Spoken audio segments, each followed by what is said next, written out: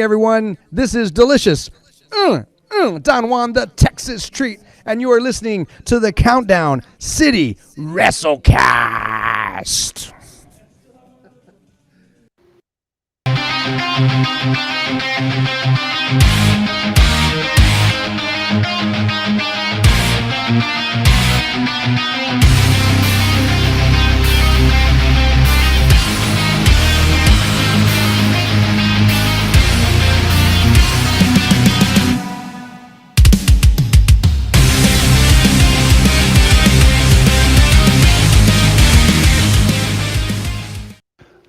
What is up, heels and baby faces? Welcome to another episode of the Countdown City WrestleCast. Apologize that we're getting started a little late. Crazy shit happening going on. So, I'm your host JC. Joining me this week, vertically, is Tommy. Hello. And we got Mike. What's up, guys? Big Mike here, and we are cruising down the tracks here in 2023. Why is Karen Jarrett back on my TV? That was good. That was good. Just a thought. Yeah, one of many eventful things that happened over the weekend. And I can answer is to make you hate Jeff more. So Mission accomplished. Yeah, really have to sell him as a heel, right? So, yes, talking a lot. What's up, Birdsy? My favorite match. We are going to be recapping quite the busy weekend for wrestling. Mike and Tommy attended Hybrid's School of Wrestling show that they had. There was Night of Champions, which took place during the day for us. There was Impact Under Siege. There was NXT Battleground. And, of course, AEW Double or Nothing. All great shows, all brought it. We're going to recap, give our ratings for a couple of them at the very least. And if we watch any others, sure, cool. Okay, real quick. Yeah. My dyslexia kicked in. I swore you said Impact Battleground and NXT Under Siege. I'm sorry. I heard that completely wrong. You know, it all kind of blended together. If I said that, I apologize. It did. No, you said it right. For some reason, I just switched them in my head. Just be thankful there wasn't like a War Games thrown in this weekend, too. Oh, my God. I didn't call everything. Lockdown. Look, I just probably said something like, I'm going to watch Impact War Siege. I mean, NXT Battle Wars. What the hell? Why is everything an anime title today? War Games Lockdown. Yeah, we're going to talk all about that. There's a lot to discuss today. But let's start with a bit of wrestling news, guys. And this one, fresh off of his victory at Double or Nothing, MJF is coming to San Antonio as part of the... Oh, not everybody cheer at once. As part of the Superhero Comic-Con show. And I'm kidding. No. I think the thing is, as me and Tommy are planning to be there with stuff, we're kind of drawing straws on who would even attempt to, have their dignity destroyed in an attempt to interview. So, huge for the city, huge for the Comic-Con. Also, I hope he doesn't watch this. But, so there's the information. I hope he doesn't see what the MCU people are charging. He's going to be pissed. Well, if he ups his prices, we know why. So, basically, MJF is going to be at the Superhero Comic-Con and Car Show. He's going to be there only on July 7th. And I believe only in the afternoon from like 1 to 5 or 1 to 4. I can't recall. Autographs, $80. Autograph on your championship belt is $110. And he is also doing a photo ops for $75. Visit pmxevents.com for all the details on how you can purchase tickets, autographs, photo ops, everything that's going on for this. There's a lot happening at this show. Some of the latest announcements, Elizabeth Olsen's going to be there. Andrew Garfield's going to be there, among many, many others. But MJF is Amelia Clark. Amelia Clark, yes. Oh, not just Amelia Clark, but with Kit Harington, Yeah. Game of Thrones reunion there. Yeah. Also, does MJF say how much he charges to sign a Miz action figure? Someone from the Geek Club asked that. Just throwing it out there for a friend. That cost you getting punched in your face. I think he said that specifically on a. Full disclosure, my wife is actually very excited about this. When the news got posted, MJF was going to be there, and she's already talking though potentially about wearing her Miz TV shirt if she gets to go meet MJF, and see what kind of insults he'll throw her way. So your wife a brave woman, bro. Your wife brave as hell. She loves it. Way too much because Yeah. I'm just getting to a better place in my life, so I don't know if I know. But that's huge. That's a big get. I mean, one of the biggest people in wrestling right now. If ask him, sure. he is the biggest. He is the biggest thing in wrestling. So yeah. Dan says right. Even if you approach him with other compliments, he'll just make fun of your ears or something. That's so true. Yeah. David, welcome back again this week, and also yes. Yeah. I know that the Geekcast, they're doing like polls on how much the movies are going to make in their opening weekend. Yeah. I feel like we need to do something for this weekend. Over under how many MJF insult interactions are going to get posted on TikTok and social media from this weekend? We got to think about that. From that weekend of the show, from the Comic-Con. Yeah. But I'll be generous and say 20. Yeah. All right. Yeah. The thing is, we got to make sure and find them all. Oh yeah, definitely. MJF scarf is going to be. Yeah. Oh yeah, for sure. Oh yeah, absolutely, 1,000%. Yeah. David already is saying swoon. Yeah. Yeah, that's what I just agreed with earlier. Yeah. Yes, absolutely, dude. Man. Yeah. Woo! So we'll talk all about how MJF did, how his match went with the weekend as well. But that's kind of the biggest news, at least for us locally here with wrestling. MJF is coming.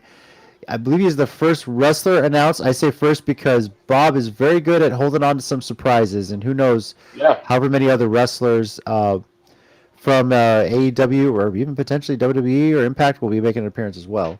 We feel like there's another couple coming, so we'll let I have a feeling. We'll see. Now, one that unfortunately may not be making an appearance, but I think it is for a very good reason. And guys, no, it is not my kid. Alexa Bliss announced her pregnancy with husband David Cabrera. You know something, JC? Ryan Cabrera. Yeah. You know something, JC? You've been denying it so much that I'm starting to think that thou protest too much. No, I'm not even gonna throw that. Look, bro, look, hey, man, look. We're not judging you, man. We're just saying, Actually, I'm not even gonna pretend because that's only one of two announcements. We also found out this past weekend that Sammy and Ty are also expecting a child. Yeah, I was going to get to that when we got to Double or Nothing because there's some funny stuff. We'll mention that. But that's kind of the big news. The announcer was hilarious.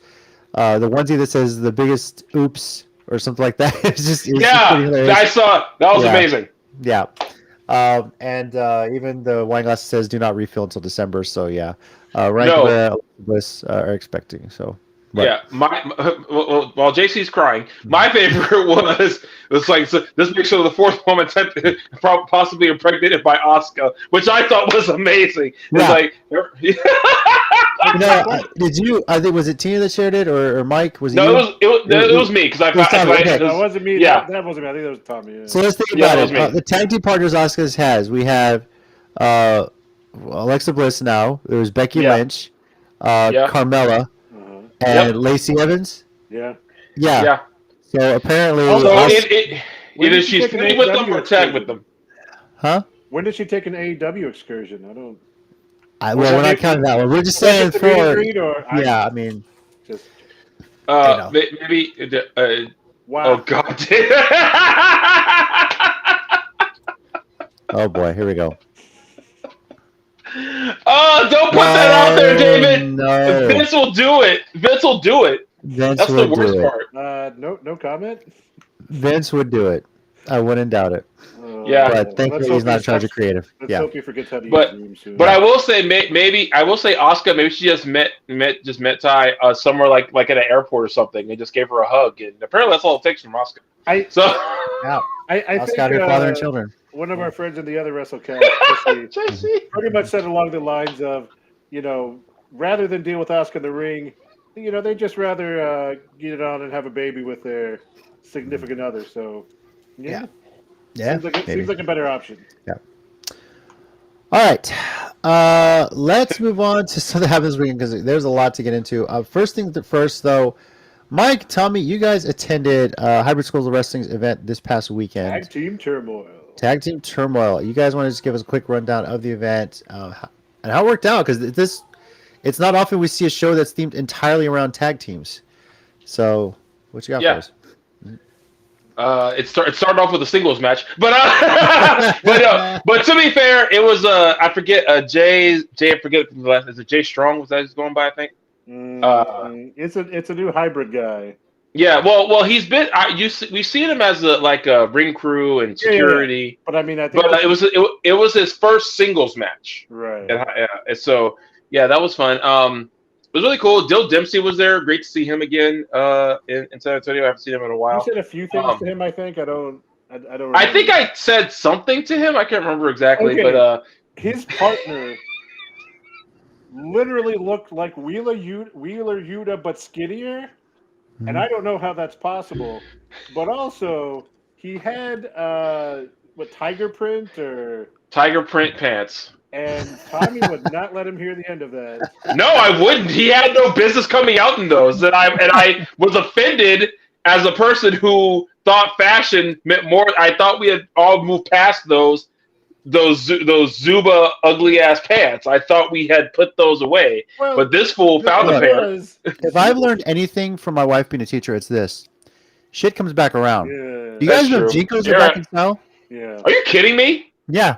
Oh God, yeah. I'm so out of the loop. I'm just waiting for overalls, carpenter jeans, all that stuff that's just gonna get recycled from the '90s, man. It will. Yeah. But what I was gonna say was Zubas. At least Zubas were like big baggy things. This dude was skinny jeaning, skinny jeans. With things. So, you know what? That is what made it worse. You're right. I didn't even think about that. That is what made it worse. You know, it's a good point. But a couple of cool things that were going on because several of the matches had stipulations. Once again, David Kidd and Eric Walker, as now teaming as the Playground Kids, had a top rope finisher match, and the only way that a pin would be attempted, is if you hit a move from the top rope. Man. So they had kind of done this story on their social medias and stuff, but basically David Kidd was scared to come off the top rope to hit a move, and that kind of obviously played into the finish. But in that match, and then there was a submission match that was supposed to be Jesse James and Vic Endurance versus Stud Stash, who is hilarious. We will get to that, Jason, because yes, we did. And face turn incoming, despite what Tommy feels. But it wound up being a 2-on-1 Jesse James versus Stud Stash, and who was Stud Stash's partner? Freaking A. Anyways, I can't remember his name. Yeah, I can't remember his name. That was a submission match. And early on in the match, Stud Stash went for a pin attempt, and we all laughed at him like, "Ha, you can't do that! It's a submission match." And then later, he played up to it and was going for a pin and went, I remembered. So, a lot of fun, but good matches. Yes, David, we will get to that. I see your comment there. We're going to come back to that when we get to Double or Nothing for sure. Yeah. So that was fun. So the main event again. Go ahead. About that real quick. As I understand it, it wasn't explained properly. The main event. That's what happened there. So, go ahead. But that's what Yeah. So the main event was a bull rope match, and I don't want to blame Terry because I don't know who was giving him said information, but he threw in a couple of stipulations right before the match started. First of all, a late addition was that it was going to be for the tag team titles, which the Flocking Brawlers did not believe it was going to be a title match. And then they added that both partners must be pinned. So it was a hell of a match. And am I a little biased because we've interviewed them both now? Possibly. Yeah, you are. But also, they've been having a hell of a match. Last hybrid was a ladder match. This one is a bull rope match. And I tried to get some stuff from them after the show, but I was like, you know what? Y'all look pretty beat up. I'm going to let you go and try and recover from that because y'all look like y'all are in a little bit of pain. But Yeah, so we were a little confused because early on the Flocking Brawlers, because it was against H2 Easy, which for the most part still seems to be the hybrid RCW variants, not the Men Revolution variants. So they pinned Hyder, and when they made the announcement, it was like, he is now out of the match. And so we thought they were supposed to leave, which we thought was weird, because like, how are they going to keep the bull rope? But he stayed in there. And then he got a pin on Casey at some point. My thought is, if you explain it that they just said both people have to be pinned, well, they're still involved in the match after they get pinned. They can still, but they, sure, but I think it was literally because it was said he is now out of the match. Yeah, okay, I can see that. And then, and then. Jason. I literally have like a memory gap or something, because I could have sworn they pinned him and then went over to Casey, but Casey got pinned first, and so Hyder and Casey got pinned first, and then I'm pretty sure Casey got pinned the second time, right? Yeah, I think so. So that might have been it. But you have to go back and check the tape, I guess. Yeah, the common thread is Vance Jackson or Perrin Beidel or whatever the referee's name is has been the referee that has appeared to screw the Flocking Brawlers out of both tag team titles that they've had. 2 weeks ago at RCW in our house, he literally got paid off by Tommy's least favorite person in the world, Logan Pettis. And then look, I'm not familiar with this referee, but it's about damn time you guys just hired Jones Maltzberger, because this Vance Jackson or whatever his name is just not working out. We were calling him every San Antonio road dude. We knew I was gonna say we called one dude Fredericksburg Medical. I hit Marbach. Yeah. Jones Maltzberger. Louis Pasteur. Oh, I don't think we hit. We didn't say that one. We didn't say that one. We got to remember that one for next time. He was a doctor. You got to get that guy. He'll get it right. So I mean, just throw it out there. So yeah, but no, it was a great show again. Those are always super fun. Everyone puts a whole bunch of they all put their heart and soul into it. So they have another one coming up. It just got announced also since we're here, June 24th. Is that what it is? Okay. And they have a new commissioner apparently. So it's an interesting. Well, I haven't updated my graphic yet, so I'll have to put that. Yeah, it literally just got announced. All right, so June 24th. So we'll have Mission Pro on the 10th. Yep. Hybrid will be June 24th. RCW still July 2nd, and BOW July 8th. BOW. We're going to be talking about Mission Pro next week, by the way, on the show. Right, so. And I do want to say to anyone following, pay attention to our socials. If not before the next show, we have a kind of cool announcement to make. We need General McMullen as a special guest enforcer. That's got to have that. Oh God! So I think Stud Stash wants to have Marbach as his special referee. By the way, first of all, if your last name is truly Marbach and you're referee, you better have the goddamn Edgar haircut. That's the only thing. I'd also like to point out, Stud Stash comes out through Tres Delincuentes, which is so cool and such a throwback. I was like, hell yeah.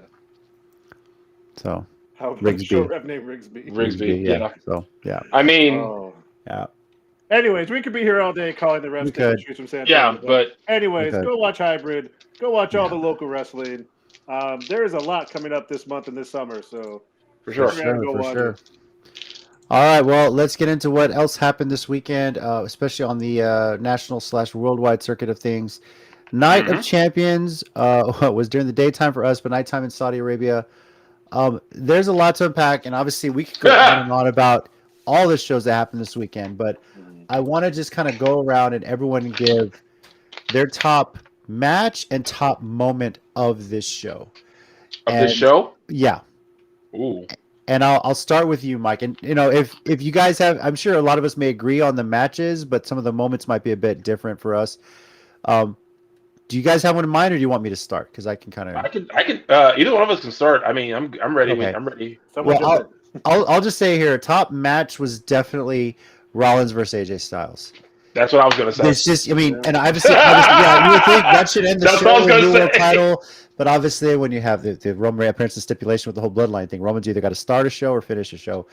But Rollins, we know why this was first too. Apparently, Rollins had to get back across the pond, back on this side of the world to go to his obligations with the new Captain America movie. Which is so cool. Yes. That's awesome. That is awesome. That match just fucking killed it, man. It was like watching these guys be in Ring of Honor all over again. I was gonna say, so you're saying everything I wanted to say because I just felt like that was old school ROH on a worldwide stage. That's all I thought of. And I feel like this is the match they would have had if like they had been in ROH at the exact same time on the same level. Like if they were both at world title level, that's the match they would have had. Also, don't forget, I don't know if y'all ever heard this story. Rollins almost went to Impact at one time as Tyler Black. And Jim Cornette talked him out of it apparently, and told him to get out of that contract. I remember that. There was a couple years ago when I was actually listening to Jim Cornette's podcast for like a couple months.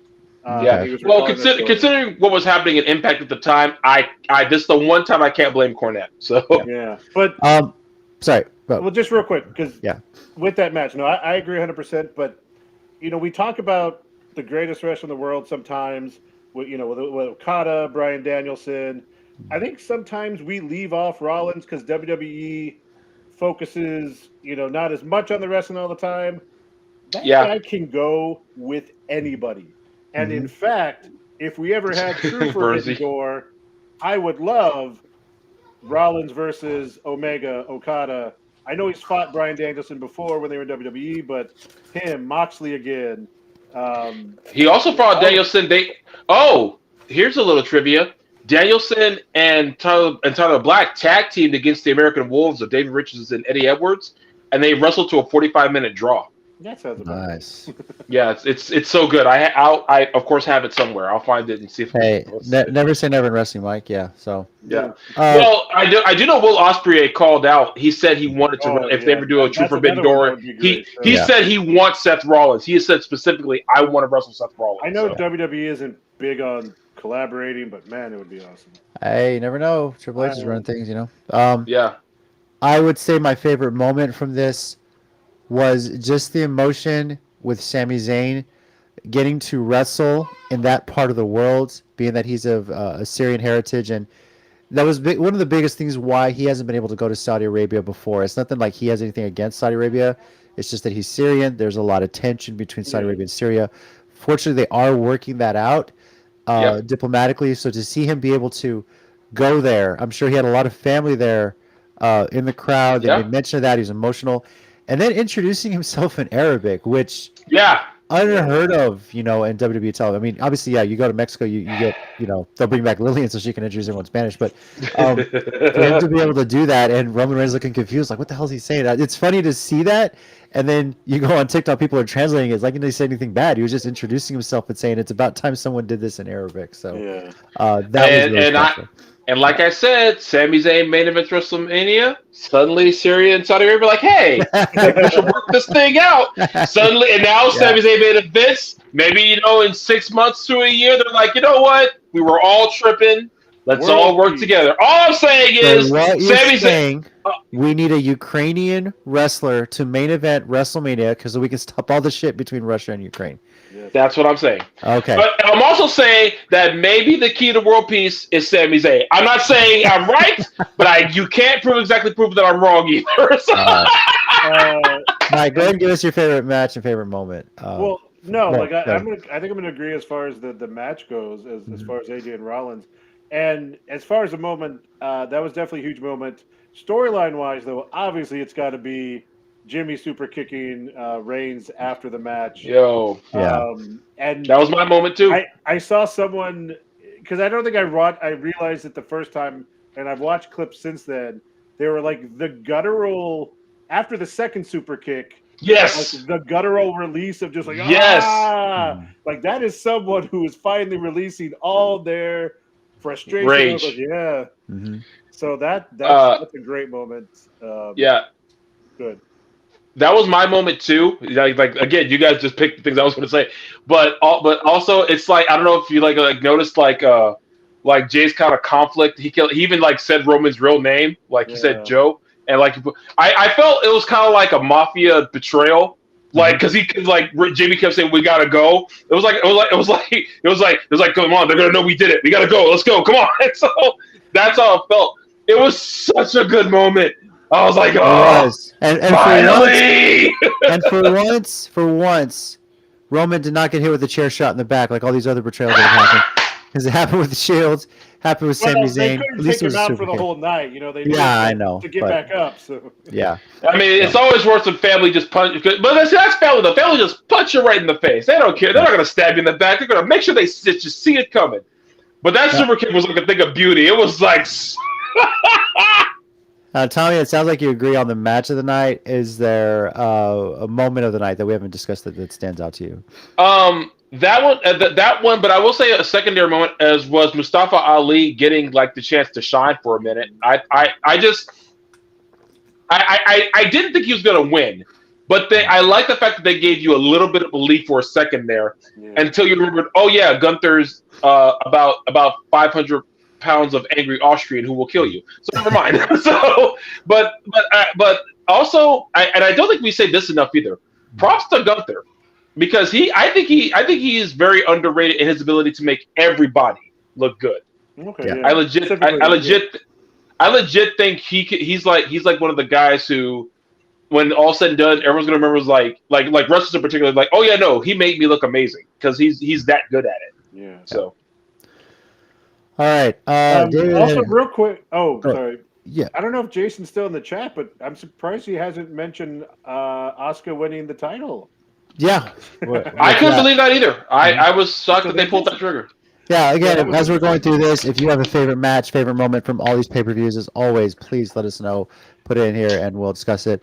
David brings his question is, do you think Rollins will ever find a character or does not have a particular character in his gimmick? So, that is his gimmick, really. I mean, I would kind of argue that is his gimmick. Like, the stuff he's doing now, I think is him having the most fun he's had with the gimmick in his whole career because he just gets to be kind of crazy. And I think not having any kind of set thing is kind of his thing. Well, see, I was gonna say I think he does have a character. It's kind of cocky. I believe I'm the best in this business. Flamboyant. He comes out and everyone sings his song, and I think it's kind of like he knows he is the best wrestler in WWE. Or that's the kind of way, but I think I don't think he needs to find something specific because what he is right now is great. Yeah, sure. All right, you mentioned, of course, Asuka winning the championship. Tommy was the only one of us to predict that, and Jesus, right on cue. He was probably. I was shocked, but I like how they did it with the story. I like how they did it with the mist. It wasn't that she spit it; it's that she rubbed it on her eyes, and they did that whole thing. I thought I was like, okay, that is actually pretty cool. Something you never see. So, wait, is Bianca now pregnant? Is that what's going to happen? Let's see. We'll find out, I guess, right? Let's wait a few months. See what happens in the summer. So, if we don't, you know what they should do? They should get all the women who Asuka has impregnate. They should just like jump her for no reason. It's like we lost 9 months of our career because of you. Fun times. All right. How did we do with our pick results here? I went 5-2, and both Mike and Tommy went 6-1. So. Whoa. Yeah. Wait, what did I get wrong? The one you got wrong was, where is it? You said Cody Rhodes. Oh, I did, didn't I? Okay. You did. Yeah. So and speaking of that real quick, I'm wrong. I think I'm wrong now about saying he's being Homelandered. He's being Black Knighted from Monty Python. They're just going to take all his limbs. He's going to be like, I can still fight. I am the hero.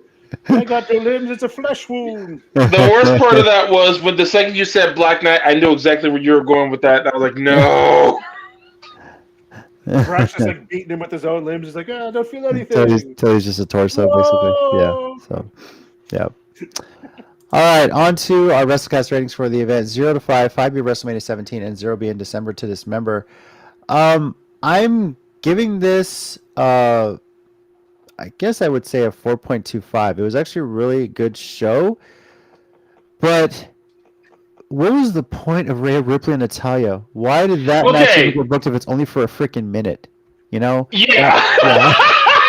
I just don't see what the point of it was. I mean, I nothing feel wrong like with. she might have legitimately got injured or at least pulled something. I don't know. I'm not sure, but if that's the way it was booked, not a good thing. So I went with 4.25. There were a lot of great moments on this one. We mentioned how good Rollins and AJ was. Mustafa Ali got to shine in his match. Asuka winning the title. Lesnar and Cody wasn't. I mean, it was cool. It wasn't anything special, There's David. It's a flesh wound. And of course, I mentioned the bloodline, everything. Trish Stratus's general existence is always a good thing. And I was going to circle back to that because the Trish's victory over Becky, Trish getting to wrestle in Saudi Arabia, getting to wear that gear, but Zoe Stark. Thank God for that gear. I'm always going to remember for our Royal Rumble watch party where Mike is like, "Why in the hell is Zoe Stark still in this match?" I've addressed this before. I know you have, but it's hilarious. Yeah, I know. But also on the flip side, getting like a Trish stamp of approval could be huge for her as an introduction. I'm sure. Kind of has, what I mean? Yeah. But 4.25 for me. Tommy, what about you? 4.5, I'll say. I really think it was and it felt like an actual show that mattered. I know we said that a lot about the first Saudi Arabia shows, like they were kind of like shows that just kind of were there. This one actually felt like they were continuing stories. So So that's a 4.5. And Mike. Yeah, 4.25. I'm right there with you. It was a solid show. It had some highlights.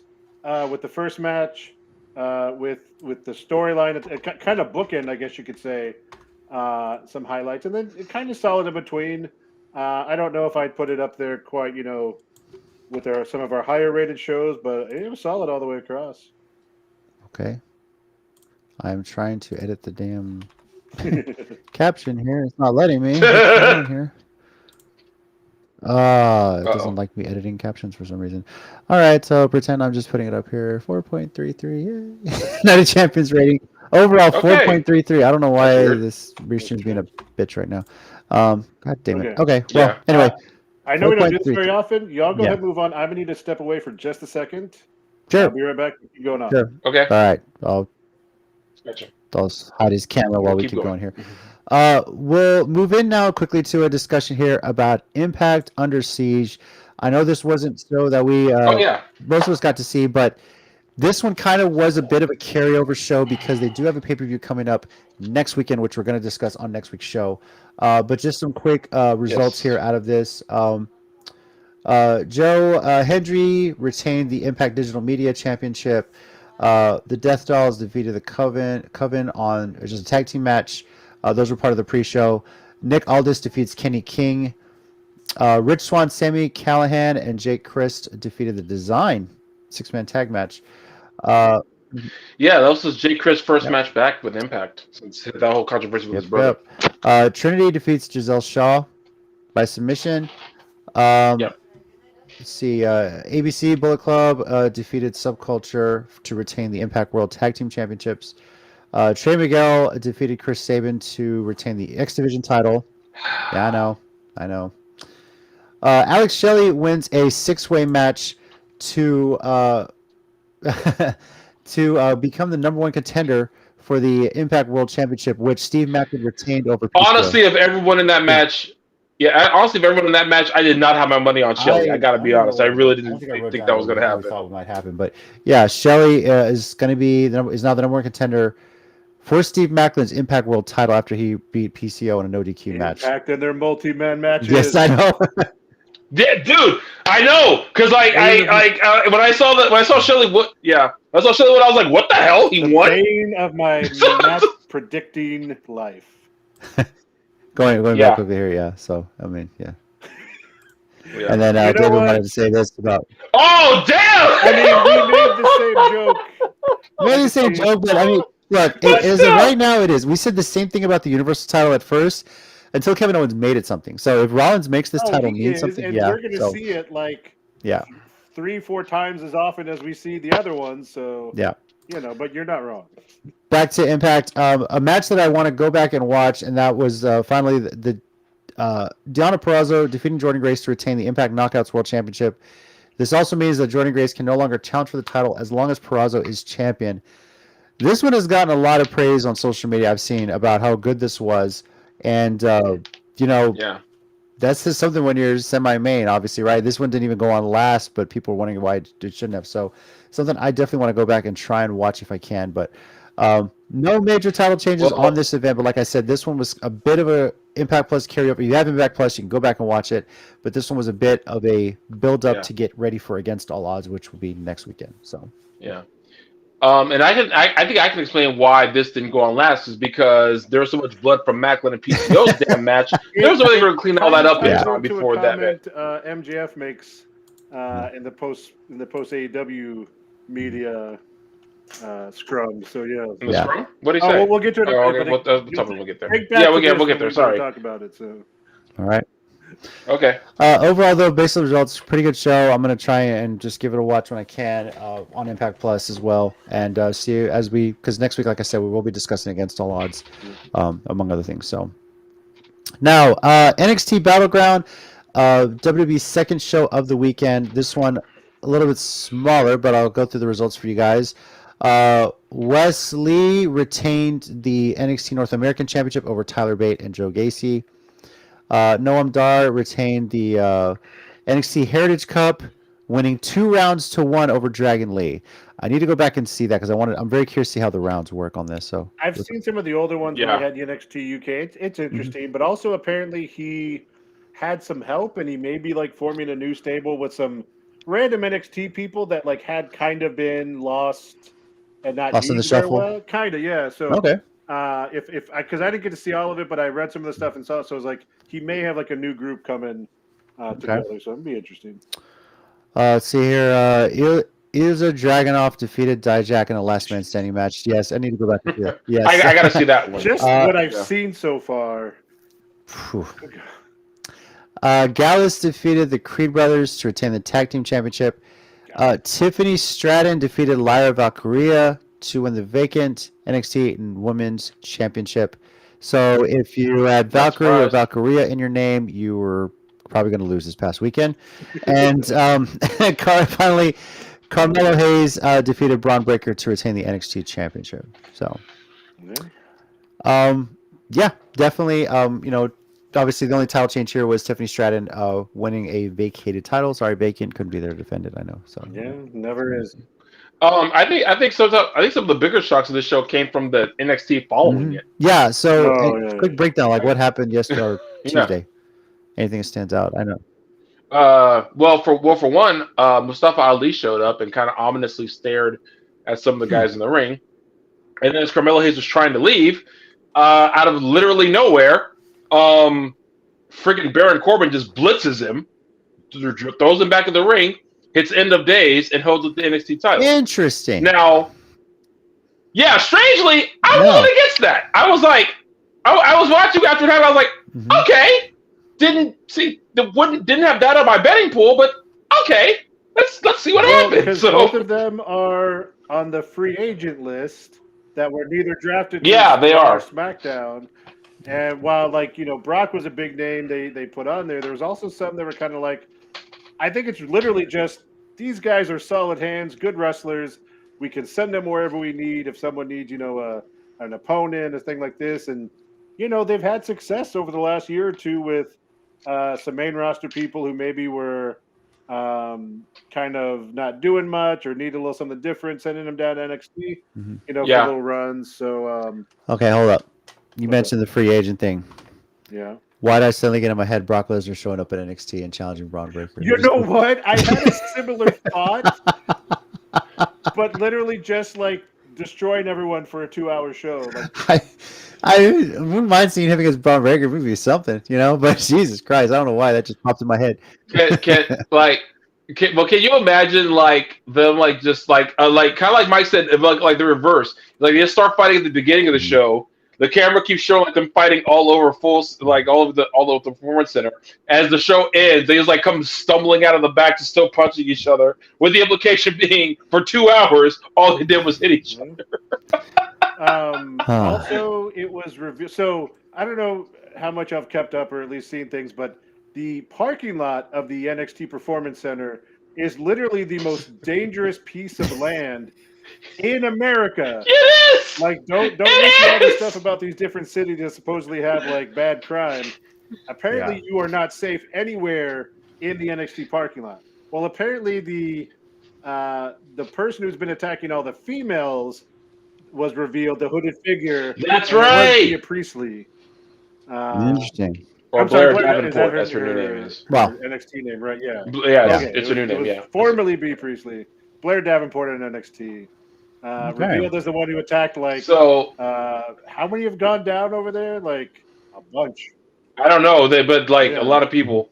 But that was the joke when Legado del Fantasma were leaving NXT when Santos came back to pick them up. He drove up in his SUV, and they all got ready to fight. And everyone says they know what goes down in that parking lot. I mean, it's gonna be to the point like people are gonna just get out with Kevlar and weapons in hand, ready to go defend themselves.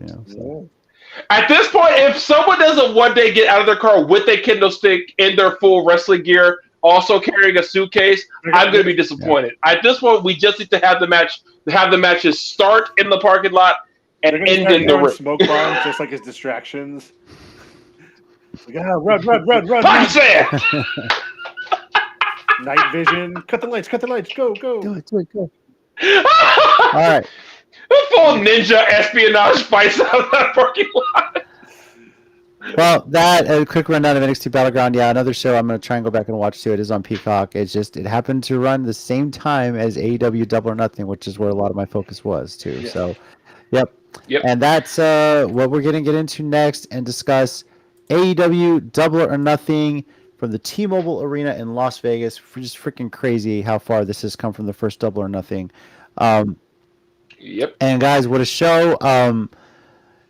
Again, let's just kind of go through this. Favorite match, favorite moment, just like Night of Champions. Mike, we'll start with you this time. What sticks out as your top match and your favorite moment from this event? I think the top match was Anarchy in the Arena. Just because it was so crazy.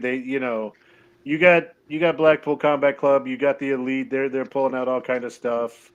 As much as I don't hate the Young Bucks. I recognize their talent. I know they're great, but they do kind of I get tired of some of their stories that they get involved with because the running joke is their only storyline in AEW is who's their friends, who's not their friends, type stuff.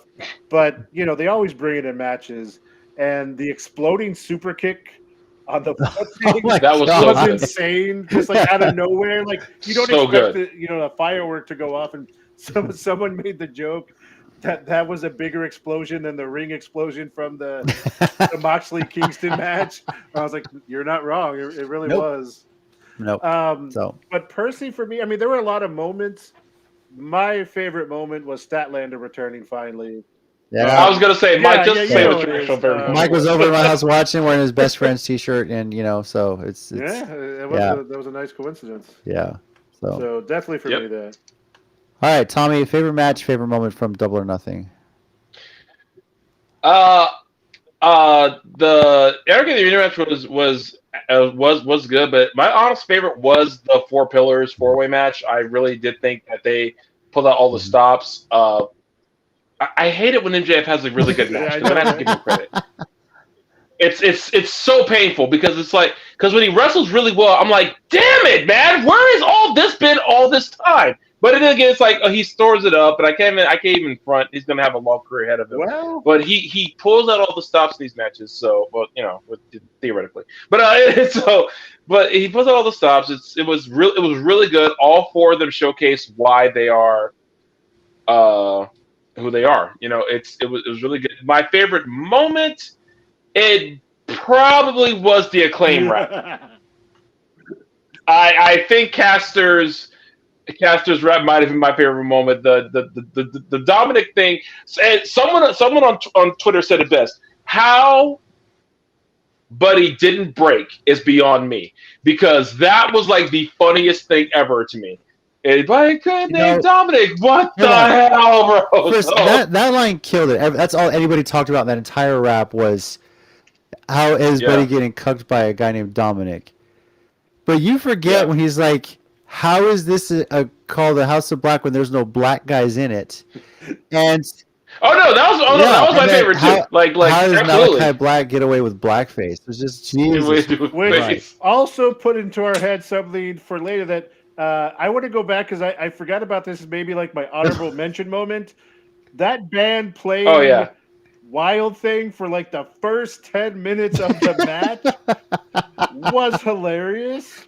And it felt like a New Jack match from ECW with his song playing the whole time. I know you're dressed as I saw some of the things you responded to on Twitter, I think.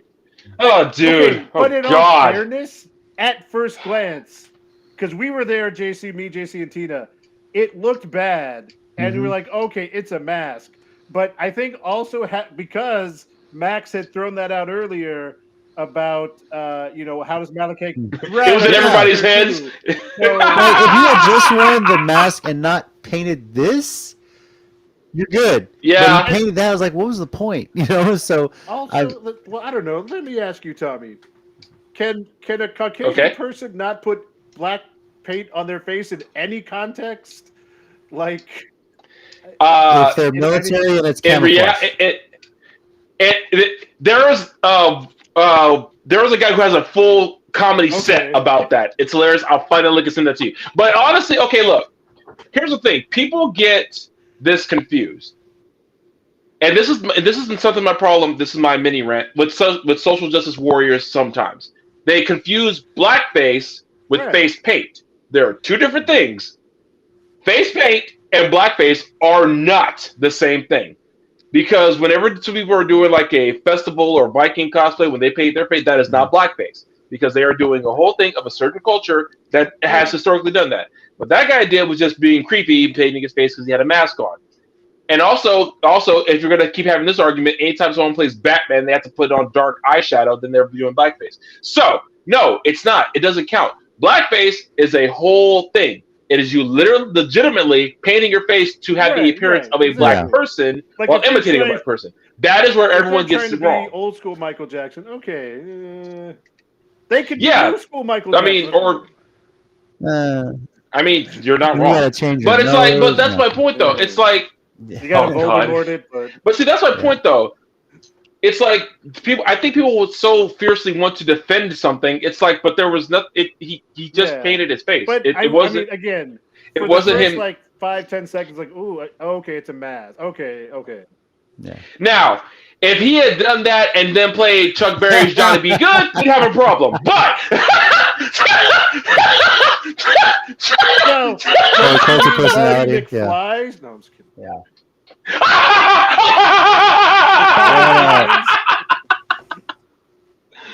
Oh my god! But yeah, like so again, if he had done that, I'd be like, okay, everyone's right. He should be careful. But no. Just a quick side, like there's a famous Community episode of the TV show Community where they're playing a D&D campaign, and Ken Jeong paints his whole body black to play like some sort of elf creature thing or monster from the game, and they took it out of Netflix. Like you can't watch the episode on screen because people are like, oh, he's in blackface. They're like, no, But anyways, yeah. So in short, that's my other problem. In short, to recap, Tommy was saying there, Viking face paint, part of that, good. Tropic Thunder, Robert Downey Jr., bad. Got it. We're just. But also, in terms of what Mike said, also fantasy character that's typically kind of black looking. Okay. Also, Tommy, y'all are okay with Robert Downey Jr.'s performance from Tropic Thunder, right? In general. All the people who don't have a sense of humor think that was bad. That shit was fucking hilarious. I don't remotely care. You can call and say whatever you want to. You people. Yeah.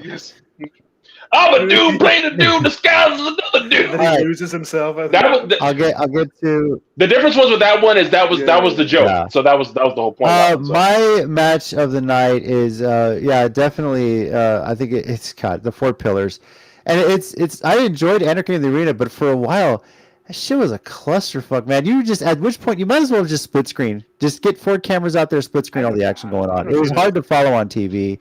But the Wild Thing one was hilarious about that. But the Four Pillars, I mean, the thing about MJF, I expect him to have this long title run, but there's moments where you're just not sure. Now That's true. Now, full That on was missed true. opportunity here. Obviously, we talked about this earlier in the night. Sammy Guevara announcing him and his wife announcing their pregnancy with Ted Conti.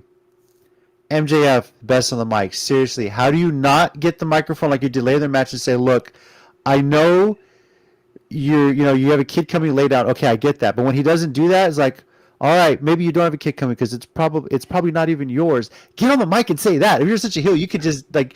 In my head, I'm thinking, oh, MJF has to say something like, "Yeah, it's probably not yours, Sammy."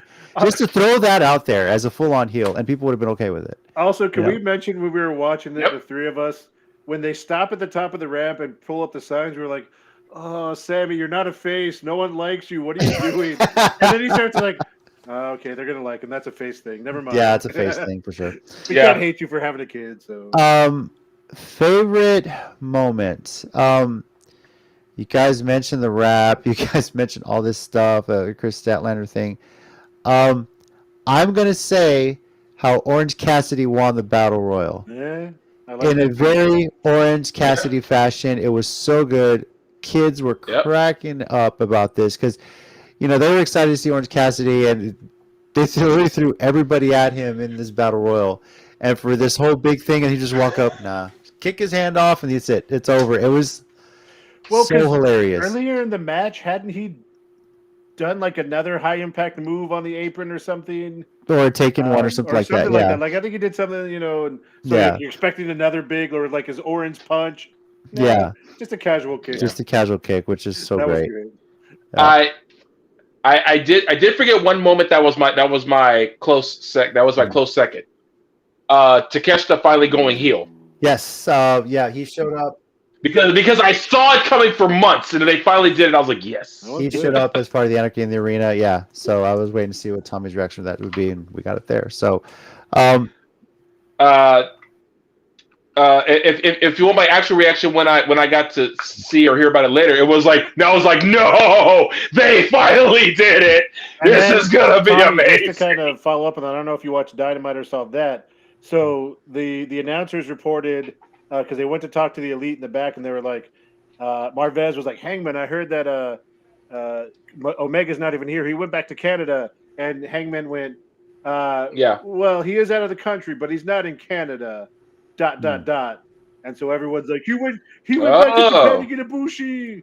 Is like popular. Yeah, probably. David had put this comment in from earlier in the night. Thoughts on Roosh killing a Jungle Boy? Yeah. Was this something that happened? I don't recall this. Is this something that happened on Dynamite? Did I miss that? I think it happened on Dynamite because I think who was it? Was it Orange Cassidy defending? No, he came out to with Hook, Jungle Boy and Hook were back. Hook, that's what it was. It was, yeah. I thought Jungle Boy helped run them off. Yeah, but I think Roosh came back. I think Roosh might have come back or jumped him later, if I'm not mistaken. It's like a backstage segment or something. I haven't seen Dynamite yet. I have to find it later because I don't have TNT or TBS. Roosh is vicious. Like, he doesn't always. Oh no, for 100%. He doesn't get on as much. He doesn't always win matches, but that guy can go with Moxley. Can go with, Eddie Kingston. Any of those guys that we think of as the brutal. Beatdown guys, that kind of stuff, the fighters. He's right there with them. And with all due respect, we were also kind of joking about Jungle Boy during the Four Pillars match. Is he so talented in the ring, but just like no real emotion or character out of him most of the time? It's a little disappointing. So I'm as well. I don't remember exactly when we're talking about Roosh killing Jungle Boy, but I know they were starting something because Hook was getting involved with that group that's also got LFI. Look, here's all I'm going to say this, and I don't know how much longer Jack Perry's going to keep the Jungle Boy gimmick to himself, but if he ever evolves and starts to stable, they have to come out to the Beverly Hills 90210 theme and just do the whole video. Oh my God! Oh my God! Could you imagine if he got a stable of people that were like the characters? Yeah, like Adana and all the whatever the one they were. Yeah, Yes. Oh. Look, I'm laughing at the end of the comment. in all fairness, Jason, if you just said Athena was on ROH today, we pretty much assume that she beat the crap out of whoever. Brandon saw it. Yep. Yeah, but Kiera Hogan beating the crap out of her makes sense too, though. Like it was, they can fight. It was kind of cool. I shared in the group chat. I don't know if y'all saw it. Pierre Abernathy tweeted, "Great to see the old Athena from the Suicide Squad, Submission Squad days." Submission Squad, yeah. I've done that. I've done that before too. Don't worry. He was like, "Now we just need a team and let you carry me to a few good wins." And of course, yeah, we mentioned this too. Jade Cargill has finally took her loss. You mentioned Statlander earlier. Cargill, okay, now let's see what you do after a loss, right? How well they're going to book her going forward, and what's the plan with her as well. So So we kind of talked about this a little bit because there were reports that she may be taking a little time off. Mm-hmm. I honestly think they bring her back as a face because she's done so many little things, and like we talked about, like if you actually read her story, like there was the one pay-per-view where she like won and then went and got her daughter and like carried her, like it's all this face stuff. Like I think. Honestly, if they just tweaked a little bit, it would be really easy to get behind her. Yeah. It would just kind of depend on what they do. So, go ahead. No good. I was going to say, I think what they're probably going to do is, how, smart Mark Sterling is just, a dick all the time. So more than likely, I figure what they're going to do is like bring her back. He's going to screw her over some kind of way. And then that'll be her story going on. He'll like bring in people to fight her and beat her, and she'll kind of like do what Kelly Klein did when she went face. It's like she'll start to try to want to do it on her own without any help, and then go on her own way. And to Jason's comment, I'm not surprised again. So with Mark Sterling, I have this like back and forth because he's really good at what he does as that character. Yeah. But I hate legal storylines of like, you lawsuit against this, you can't do this move, or you can't use this scissor me thing. Like those are just kind of get annoying, but we'll see what happens. All right. Well, I think he doesn't do it as frequently anymore. I think he did it a lot then, but now it's like kind of cooled down a bit. So yeah. All right. As far as our pick results on Double or Nothing, Tommy went 6-3, Mike 8-1, and guys, it's been a long time. I can't remember this. I pulled a Tez, went 9-0 on Double or Nothing. Yes. Are you? Yeah, you did? Wow! What was the one? Nice. I actually, I haven't done this since. I'm looking back on it. Jeez, not since Full Gear 2020. Wow, a pandemic basically. Yeah, never thought I'd do it again. So I had a few other heroes that are like 3-0, 4-0, 5-0. Yeah. Oh, that'd be interesting. Jason's comment. Oh. That would be good. I'd be down for that. And turn on Jade. That'd be really cool, actually. Ooh boy. I'd be down for that. Yeah, that'd be good. So, congratulations, JC, on teasing it. Thank you, sir. That's pretty awesome. So I think I got Jamie Hayter wrong. I think I got. Also, I did pick Ty Valkyrie. You picked Ethan Page, and you picked Jamie Hayter. So. What did I? I sure did. Hayter right. too. I think also. You also picked Hayter. I was the only one that took Tony Storm. Yeah. And that worked out. But So. Okay. Now on to WrestleCast ratings. Tommy, you're first this time. What's your rating 0 to 5 on AEW Double or Nothing? And this may seem kind of harsh, but I'm just going to give it a 4.25. Not the worst show ever. It just I think it could have been done a little bit better in some areas, but not a terrible show, not a bad show. It's just I you know what I think I feel about this like we used to feel about NXT Takeover shows. I'm spoiled now. I am just spoiled by AEW reviews.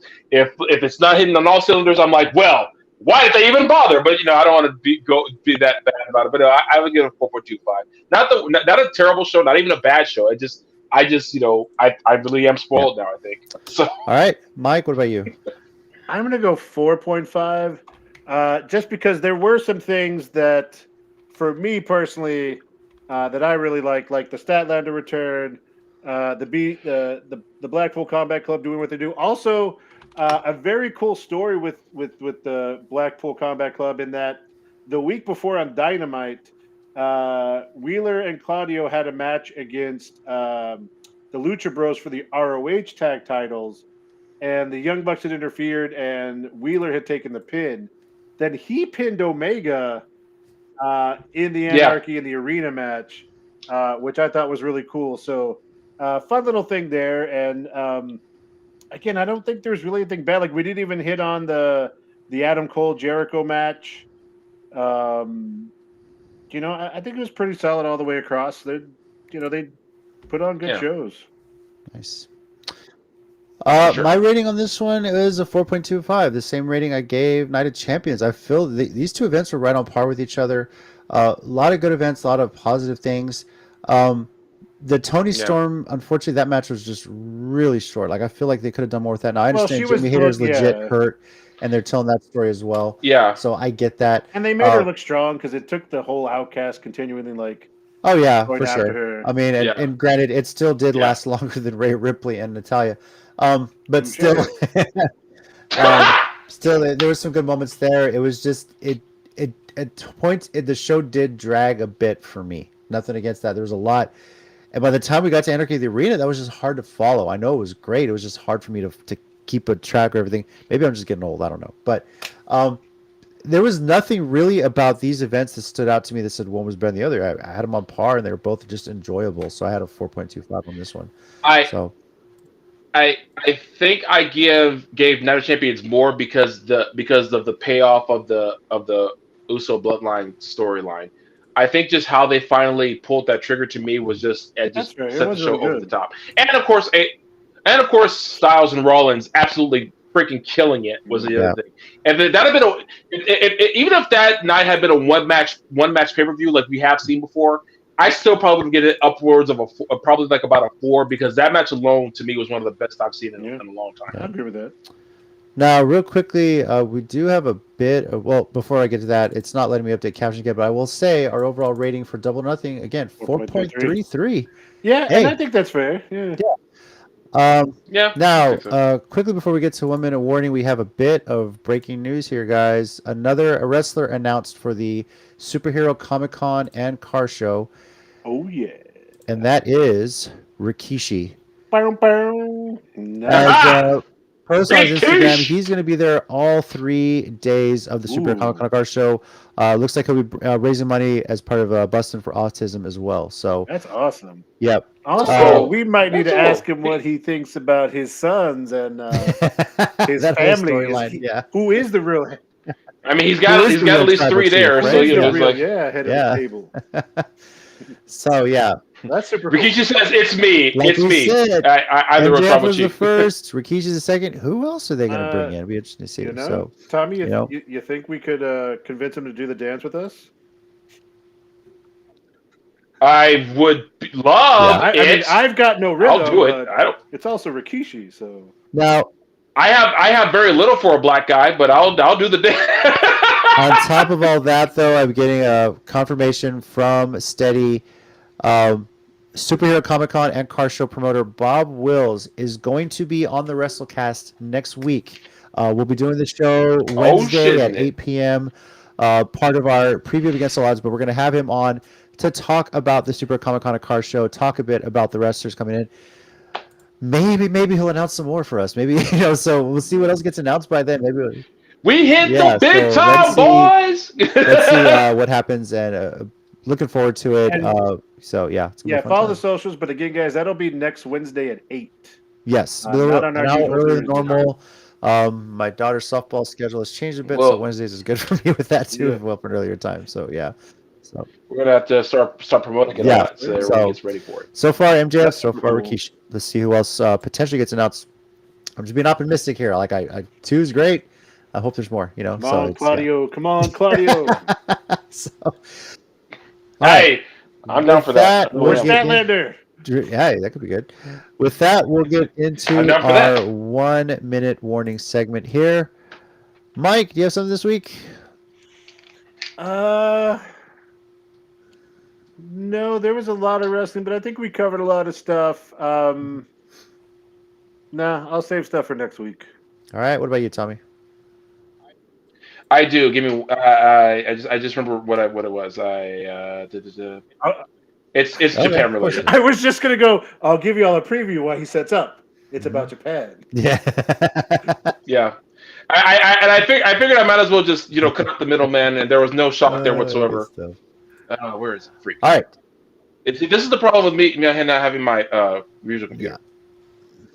But for those of you who, didn't she get drafted? Or am I thinking of somebody else? She got drafted. I forget where though, but yes, more Xia Li on my screen is a good thing. Okay, I'm ready whenever you are. Ready, set, and go. Okay, so the really cool thing, the Best Super Juniors tournament has now wrapped. So that now the next big thing coming is Dominion, which I think is this weekend. Usually it's like the first weekend of June, right? Oh snap! It is. I guess I'll be up late this coming Sunday. Yeah, so it's gonna be. I think it's gonna be June 4th. So I guess I'll be up late Saturday night. Anyway, Master Wato has won. It's his first tournament win. I think it was in it a couple of years, but this is his first win. He defeated Titan in the finals because it was down to Mike Bailey, Master Wato, and the first block, and El Desperado Titan in the second block. So also props to Mike Bailey. He made it all the way to the semifinals in his first Best of Super Juniors tournament. That's a huge deal.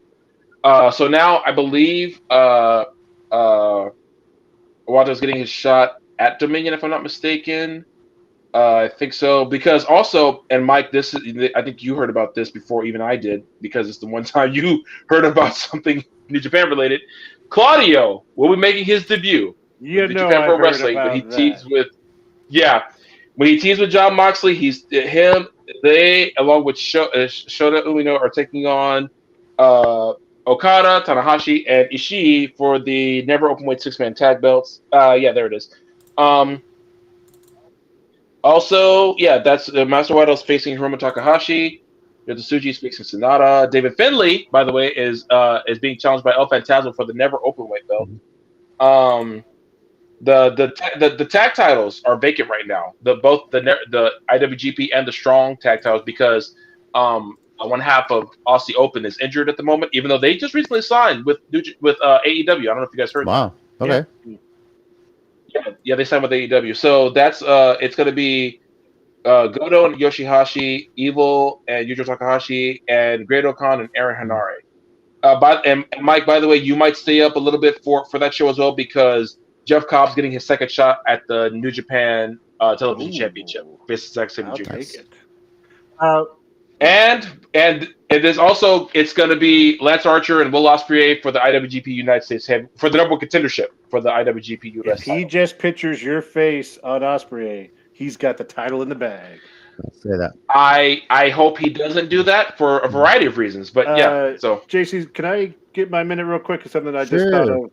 No, and it's not exactly like a wrestling. It is wrestling related, but also, Tommy, just on a side note, I'm sending you some very important information. So Is this part of your minute? Because I'll start it right now. Yeah, go for it. No, it's good. So I heard about this. I'm going to share my screen too here in a second. I heard about this actually at school because my co-sponsor with NHS, one of her students was going to be in this play, and then apparently it's also got a connection with some people from Hybrid. So starting this weekend, there is a play at the I think it's the Sachs Theater, like the theater that the Sac College has, called Luchadora. Okay. Oh, yeah.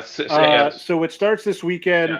Yeah. Apparently, one of the people in there is from Hybrid, or at least one of the people, and then one of them's from my school. And apparently, our recent interviewee, Brandon Weiss, went and talked to the cast this past week, I guess with the Wrestling Connection. Wow. So I just thought that was really cool. So if you're in town, it's this weekend, next weekend, and that's pretty much it. Like Thursday, Friday, Saturday shows, Sunday shows. And you can see kind of here, it's the discovery of a worn pink wrestling mask prompts Nana Lupita, a Wisconsin grandmother, to share a tale about growing up in the 60s in Texas.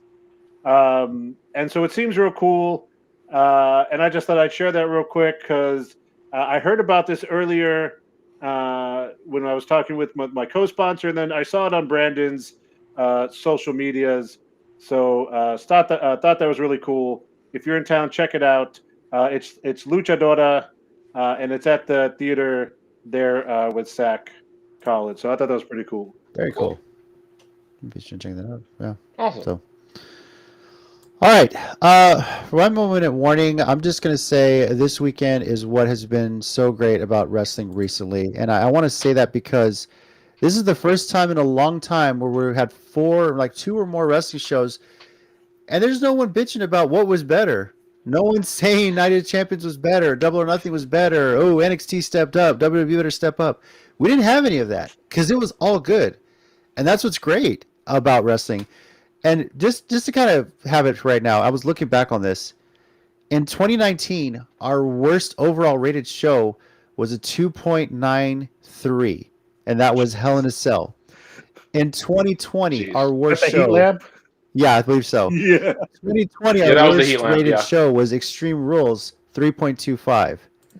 2021, it was SummerSlam, 3.67. 2022 worst rated show, Elimination Chamber, 3.25. The worst rated show this year is a 4.125. So you can't sit there and tell me wrestling hasn't gotten better. And by the way, that was for 2 shows. The first was NXT Vengeance Day, got that overall rating, and the second was WrestleMania. Yeah. I'm just saying, half the year's about almost halfway done, and our worst show is in the 4s. That's Guys, a good thing. We've talked about this since the beginning of this show. We started how much wrestling needs to change. We're getting that change. It's getting for the better. Fans, enjoy it and support it, because as somebody who's been there, you don't know how long this is going to last. So just I hope it lasts forever. I really do. I hope this continues. People really continue to push each other and great things happen, because it has been over the last few years. It's steadily improved, and now here we are in 2023. And ratings are great, guys. So keep it up, everybody. Congrats to all involved in wrestling on a great weekend. And it's nice for everyone to just enjoy it. So please continue to do that, everybody. Yeah. And just so we're clear, if we rated the local show 2, it would definitely be way above that. So yeah. Hybrid show. No, Steady. He came in for like one show with Creative. He was in charge all those years when we were giving it 2 and 3. Okay. Get out of here, Steady. Do we have to kick Steady out of these, like, so he can't, like, because all he's doing is causing strife and division at this point. He's not helping anything. Anyway, yeah. Whatever. Thank you, everyone, for joining us kidding. once again. Oh my God, I just realized I had this damn thing crawling. I didn't mean to do that. Sorry, guys. It's all good. Thank you, everyone, for joining us. Again, visit our website, countdowncitygeeks.com, for all the latest. And also visit all of our social medias, Countdown City Geeks on Facebook, CCG_WrestleCast on Twitter. Mike, what is the Instagram handle for the WrestleCast again? Countdown City WrestleCast. Countdown City WrestleCast. Yeah. So Mike is usually the one handling that. And that's now why that not got a lot of stuff yet, but we're working on it. Now that school's out for summer, he's going to probably be on that all day. So just be wary of that. So if there's a lot of Claudio, Bailey, maybe Statlander post. Yeah. I mean, there is a Statlander post already with her title win, so just throw that out there. Just throw it out there, yeah. So, but you'll know when I have when it's a lot of Okada, La Rosa Negra, Jessica Havoc. When the hit, I'm going to give him the sign and be like, "Do what you need to do, man." And I'll have on this day in Gail Kim's career history, kind of things like that. Whatever we can put on there. You'll be able to tell when someone else is in charge of the IG page. Jason's going to take over like the Alexa Bliss pregnancy updates. Yeah. Live from the gender reveal. So just wait for that, guys. Yeah. So I'm hiding behind the house. Awesome. Yeah. Next week, Jesus. Next week we are gonna obviously talk to Bob Wills. The show's gonna be on Wednesday.